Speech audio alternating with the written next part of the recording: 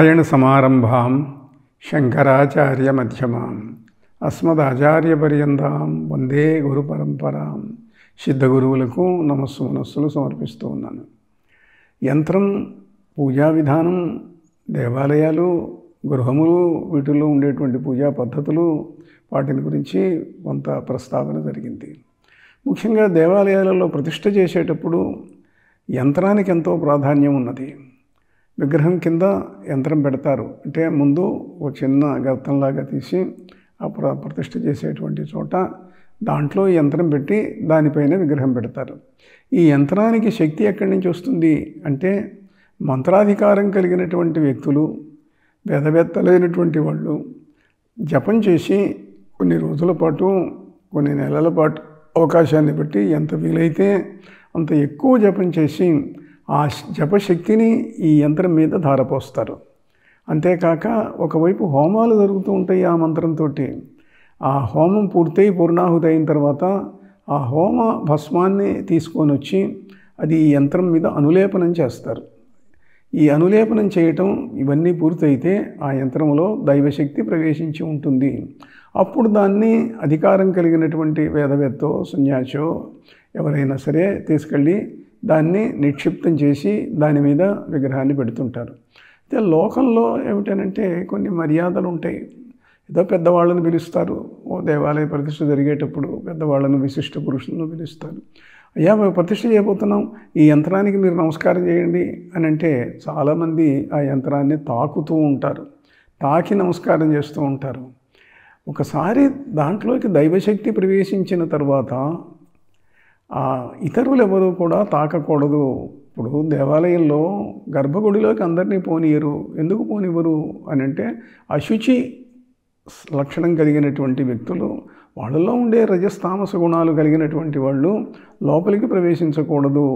విగ్రహాన్ని అర్చకుడు తాకుతాడు, పూజ చేస్తాడు, తీర్థం ఇస్తాడు, ప్రసాదం ఇస్తాడు, అంతవరకే. ఈ యంత్రం కూడా అంతే. మరి అక్కడ పెట్టేది ఈ యంత్రాన్నే కదా.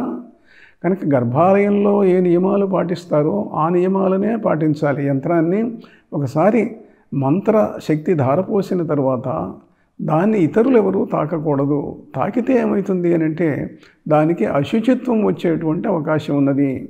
వాళ్ళు అవతలి వాళ్ళు ఎట్లాంటి వాళ్ళో తెలియదు.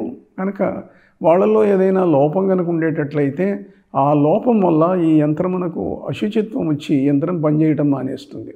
కనుక ముఖ్యంగా దేవాలయ ప్రతిష్టలు చేసేటువంటి వాళ్ళు గమనించి తీరవలసినటువంటి అంశం ఇది.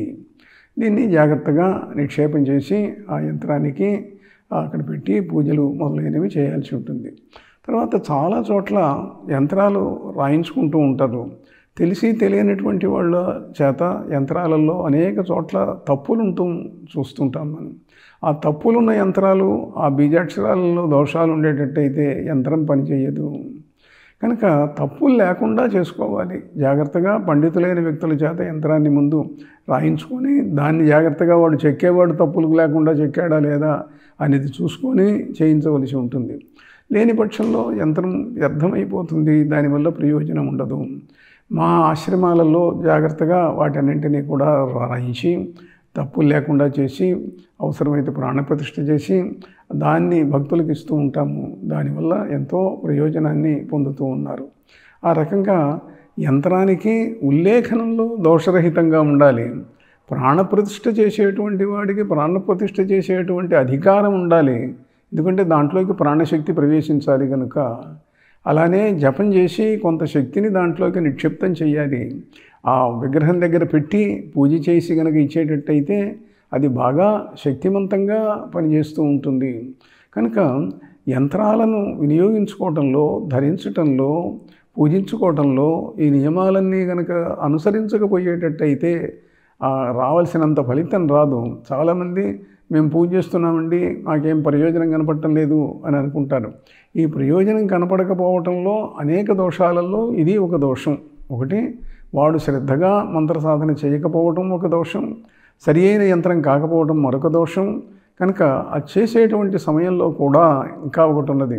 పూజ చేసే ప్రతి వ్యక్తి కూడా కూర్మాసనం వేసుకొని దానిపైన కూర్చొని చేస్తే మంచిది. అలానే ఈ హోమాలు చేసేటప్పుడు కూడా కింద కొన్ని చోట్ల అయ్యేటట్టయితే అక్కడ యంత్రం పెడతారు. జపం చేసేటప్పుడు, పూజ చేసేటప్పుడు యంత్రములకు పూజ చేస్తారు, దేవతా యంత్రాలకు. సాధకుడేమో కూర్మ యంత్రం మీద కూర్చుంటాడు. ఇలా యంత్రముల యొక్క ప్రయోజనం ఎంతో ఉన్నది. హోమాలు చేసేటప్పుడు కూడా యంత్రం యొక్క ప్రయోజనం ఉన్నది. మామూలుగా ఈ అనంత సృష్టి దేంట్లో నుంచి పుట్టిందో ఆ యోని యంత్రాన్ని అగ్నికుండంలో మొట్టమొదట స్థాపిస్తారు. యోని యంత్రం విలిఖ్య, యోని యంత్రాన్ని రాస్తారు. కొంతమంది శిల మీద కానీ మందపాటి రేకు మీద కానీ పెట్టి మట్టిలో కప్పి పెట్టి ఉంచుతారు. ఇలా అంటే దాంట్లో నుంచి ఈ శక్తి సృష్టి అవుతుంది అనేటువంటిది సంప్రదాయం. ఇంకా కాగా దీంట్లో ఏమిటి అని అంటే కుండాలు ఎన్నో రకాలు ఉన్నాయి. చతుష్కోణం, త్రికోణం, వృత్తకుండం, పద్మకుండం, చతురస్ర, రకరకాలుగా ఎన్ని రకాలుగానో ఉన్నాయి కుండాలు. ఈ కుండాలలో ఒక్కొక్క దానికి ఒక్కొక్క ప్రయోజనం ఉన్నది. వశీకరణానికి కొన్ని, మారణానికి కొన్ని, స్తంభనానికి కొన్ని, ఇట్లా అన్నింటికీ సామాన్య ప్రయోజనం చతుష్కోణ కుండం, చతురస్ర కుండం. చతురస్ర కుండంలో ఏ హోమమైనా చేయవచ్చు.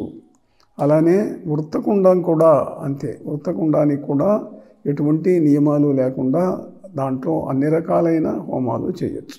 మిగిలిన వాటన్నింటికి కూడా అవసరాన్ని బట్టి అవి ఏ వేటికి చిహ్నాలు.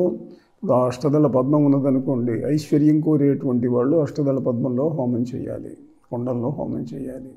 ఇలా కుండముల యొక్క ప్రయోజనాలు అటుంచి వీటిల్లో ఏమిటి అని అంటే హోమాగ్నిని ప్రారంభం చేసే ముందు యోని యంత్రం ముందు భావించి ఆ తర్వాత అగ్నిని రాజిల్ల చేసినప్పుడు దాంట్లో అగ్ని యంత్రం విలిఖ్య, అగ్ని యంత్రం కూడా రాయాలి.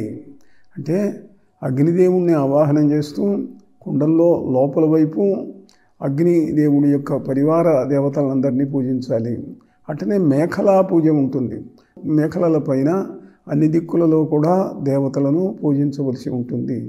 ఇలా అంతర్గతంగా మేఖలల మీద ఈ దేవతా పూజలు ఇవన్నీ కూడా చేసి ఆ తర్వాత అగ్నిని వెలిగించి ఆ అగ్నిలో ప్రాణప్రతిష్ఠ చేసేటప్పుడు అక్కడ అగ్ని యంత్రాన్ని భావించాలి.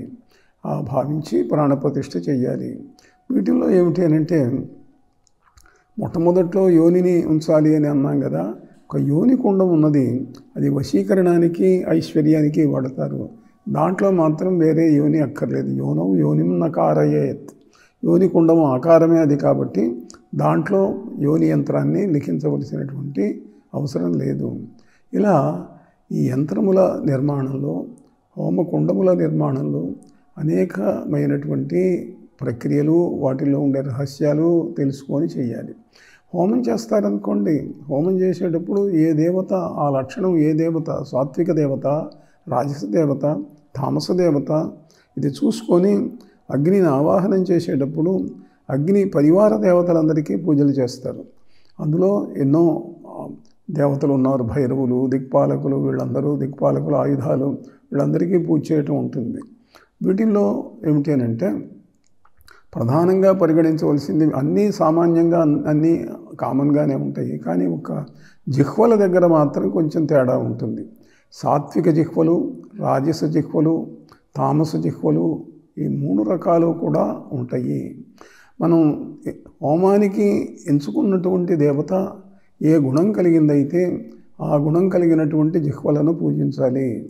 ఇప్పుడు దేవతలలో కూడా ఎట్లా ఉంటుందనంటే కొందరు మహాదేవతలు అన్ని గుణాలు కలిగి ఉంటారు. సాత్విక, రాజస, తామస గుణాలు వాళ్ళలో మనం ఆరోపించుకొని మనకు కావలసిన పనుల కోసం చేస్తూ ఉంటాం. ఉదాహరణకు మామూలుగా భైరవుడు తీవ్రదేవత అని అంటారు కాశీలో. కానీ కాశీలో ఉన్నటువంటి గ్రంథాలలో సాత్విక భైరవుడు, రాజస భైరవుడు, తామస భైరవుడు, వాళ్ళల్లో ఉండేటువంటి వర్ణనలు ఇవన్నీ కూడా భేదాలు కనిపిస్తూ ఉంటాయి. కనుక మహాదేవతలు వివిధ గుణాలు కలిగి ఉంటారు. వాటిని తెలుసుకొని జాగ్రత్తగా చేయాల్సి ఉంటుంది. ఈ యంత్రములు కూడా ఆ రకంగా జాగ్రత్తగా చూసి చేయాలి. స్వస్తి.